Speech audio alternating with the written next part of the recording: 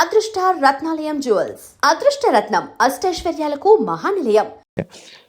ఎన్ని రోజులు ఉన్నావు నార్మల్గా అఘోరితో? అఘోరితో ఎన్ని రోజులంటే ఒక 2 months అనుకుంటా జర్నీ. 2 months journey. ఎటు తిరిగే వాళ్ళు నార్మల్? నాకు డౌట్. అంటే టెంపుల్స్కే తిరిగిపోయేవాడు. టెంపుల్స్ తీసుకెళ్ళి దర్శనం చేసుకోవడం, పడుకోవాలి అనుకుంటే పెట్రోల్ బంక్ దగ్గర నైట్ ఆపేసి పడుకోవడం. ఫుడ్ అంటారా, భక్తులు ఉంటారు కదా, ఇప్పుడు అంత ఫేమ్ అయిన అతనికి ఆ కారు చూసే, ఆ స్టిక్కరింగ్ అయిన చూసే వచ్చేస్తారు. వచ్చి 500 కానీ 1000 రూపాయలు కానీ, లేదా పెట్రోల్ ఫుల్ ట్యాంక్ చేయించడం, భోజనం వండి తీసుకురావడం, తనకి బట్టలు పెట్టడం, ఇవన్నీ జరిగినాయి అనమాట.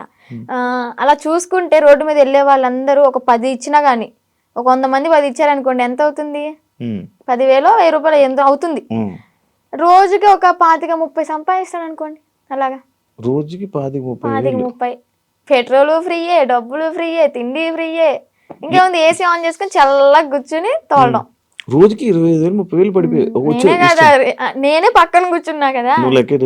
లెక్కెట్టేదానంటే ఒక్కసారి అనుకుంటే కౌంట్ చేసా మనీ మొత్తం. అంటే ఓన్లీ గుడ్లకి వెళ్ళడం, పెట్రోల్ బంక్ పడుకోవడం అంతే. అంతే. ఇంకా ఇల్లు సపరేట్ ఏమి ఉండేవి కావు. ఈ 2 months లో నువ్వు లేవు. మరి అప్పుడు ఎప్పుడు క్వశ్చన్ చేయలేదా, నువ్వు అడగలేదా? అంటే ఆశ్రమం పెడదాము అని చెప్పని ఇంకేదో చెప్పుకుంటూ ఇంకా తెలిసిందే కదా, ఒక నమ్మి వెళ్ళడం, ఆ ట్రాన్స్ లో ఉన్నాము అంటే అతను చెప్పింది దైవం లాగా ఇంకా పూజిస్తూ ఉంటాం అనమాట. నేను ఒకటి చూసా, మధ్యలో నువ్వు వచ్చేసావు. ఈ 2 months గ్యాప్ లోనే ఒక 3 weeks అనే వాళ్ళు మీ వాళ్ళు తీసుకొని రావడం జరిగింది కదా. వచ్చేసిన దాన్ని ఎందుకు మళ్ళీ పారిపోయి వెళ్ళిపోయావా నువ్వు? పారిపోయి అనుకోండి, అలాగే నా సొంతగా ఏం కాదు. అది కూడా కొంతమంది మధ్యలో వ్యక్తులు ఉన్నారులే, పేర్లు ఎందుకులే గాని, చెత్త అని చెప్పుకోవచ్చు. అమ్మాయిలే, అబ్బాయిలు కూడా ఉన్నారు. మా అన్నని చంపమని చెప్పి 3.5 లక్షల డబ్బులు కూడా తీసుకున్నారు, చంపుతా అని చెప్పని.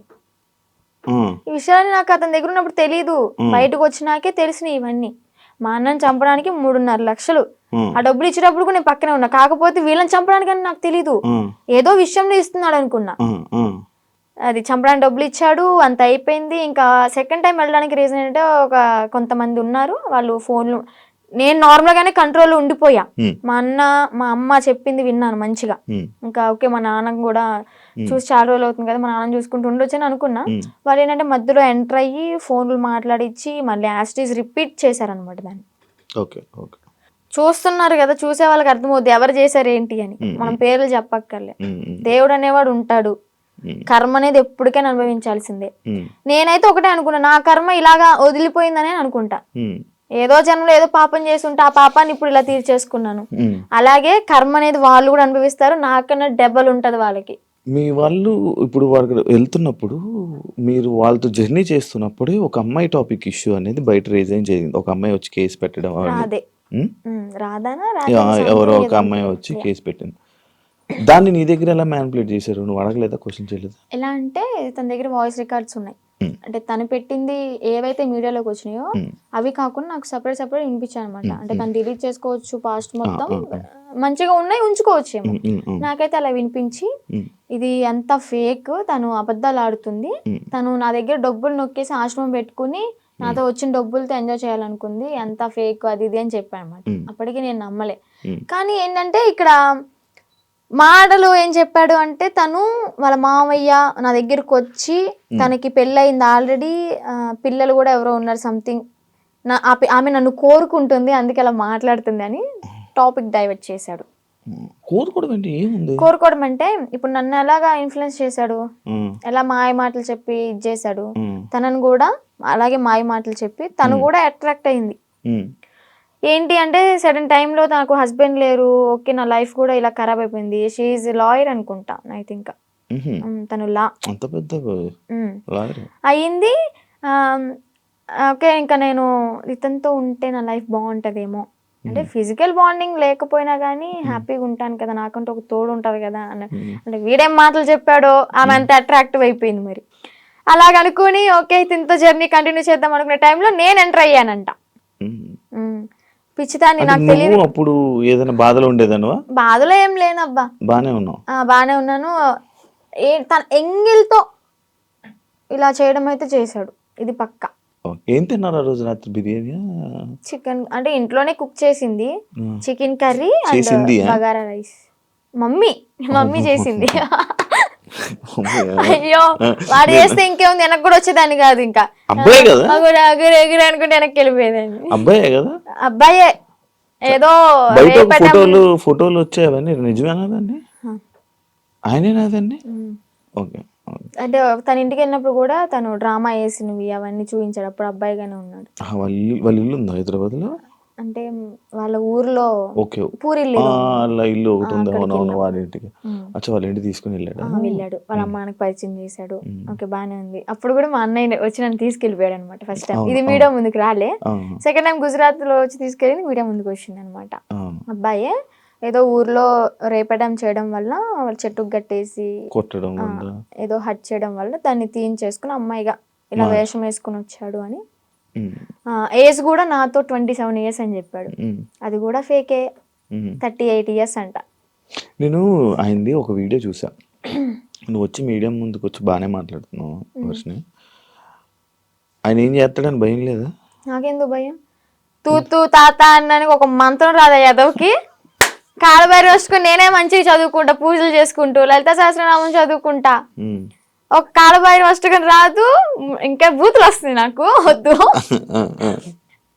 ఇంకా నన్ను ఏం చేస్తాడు? సరైన మంత్రం రాదు, వచ్చినా గానీ నన్ను ఏవో ఇంటికి కూడా వేయలేడు.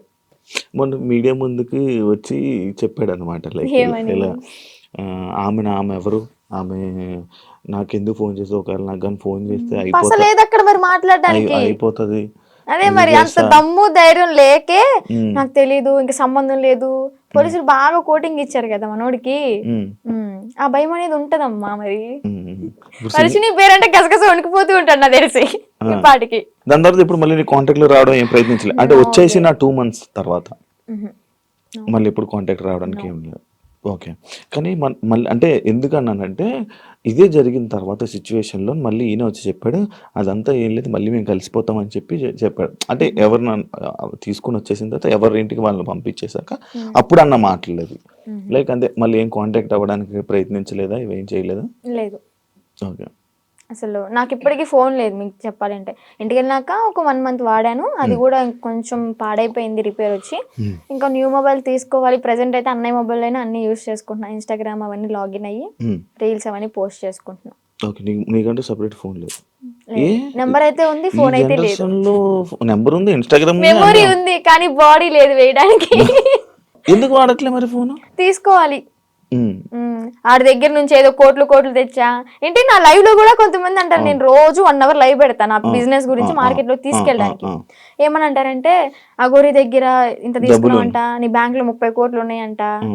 అసలు చెప్పిన ప్రతి నా కొడుకు వాడి దగ్గర ఏమన్నా ప్రూఫ్ ఉంటే తీసుకుని మా ఊరికే డైరెక్ట్, లేదా హైదరాబాద్ పిఎస్ ఏ పిఎస్ అయినా గానీ ప్రూఫ్ తీసుకుని రమ్మండి. నేను వాడు ఫోన్ చేసిన గంటలో నాకు ఎలాగో 6 hours పడుతుంది విజయవాడ నుంచి హైదరాబాద్ రావడానికి. ఆ 6 hours నీ కళ్ళ ముందు ఉంటా, నీ దగ్గర ఏం ప్రూఫ్ ఉందో చూపించు, నా దగ్గర ఉన్న ప్రూఫ్ చూపిస్తా, నా బ్యాంక్ స్టేట్మెంట్ తీసుకొస్తా, బ్యాంక్ బుక్ తీసుకొస్తా, అవసరమైతే తీసుకెళ్తా కూడా. నేనే నా బంగారాన్ని తాకట్టు పెట్టుకుని వచ్చిన డబ్బులతో బిజినెస్ చేసుకుంటున్నా. లైఫ్ అనేది హ్యాపీగా లీడ్ చేస్తున్నా అనమాట ఇప్పుడు అమ్మ నాన్నతో. డబ్బులు ఏమి ఇవ్వలేదా నీకు? నాకెందుకు ఇస్తా డబ్బులు? నా ఐఫోనే అమ్ముకుని అడిగి పెట్టా తినడానికి లేక. మరి ఈయనకు వస్తున్న 25,000 రోజుకి అవన్నీ ఇంక ఇంటికే వెళ్తాయి, ఇంటికి పంపించేసుకుంటాడు డైరెక్ట్. ఇవి నీవేమో నీ డబ్బులేమో ఖర్చు పెట్టేశాడు. అంటే పూర్తిగా ఇంకా ఈ సిచ్యువేషన్ జరిగింది, పోలీసులు ఎత్తుతున్నారు అన్న టైంలో ఒక 20 days వరకు బయటకు కూడా రాలే. ఇంకా ఫోను ఏదన్నా ఉంటే అమ్మేసుకుని ఇలాగ ఉన్న డబ్బులతో అక్కడికక్కడ జర్నీ చేస్తూ తింటూ అలాగా చేసామన్నమాట.